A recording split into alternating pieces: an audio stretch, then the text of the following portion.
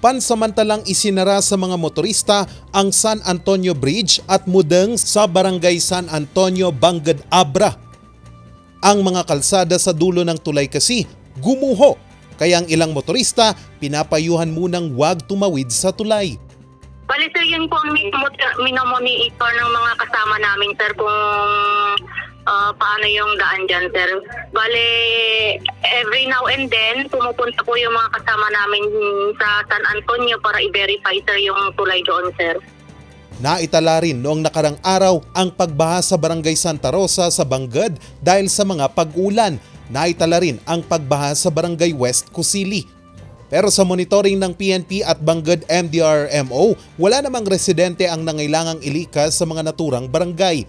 Sa bayan naman ng Peñarubia, isinara ang kalsada sa Sitio Matit sa Barangay Patiao dahil sa pagguho ng lupa. Nahulog po siya dun sa Sitio Matit, Barangay Patiao, Peñarubia, Abra po. Yan lang po naman ang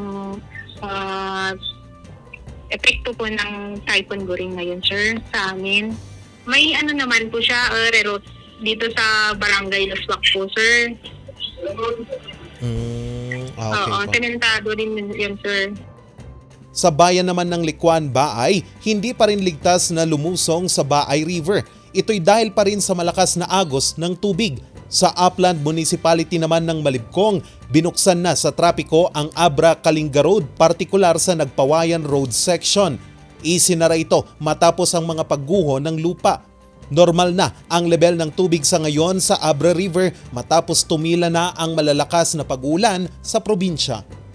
Charles Nicolimon para sa Luzon Headlines.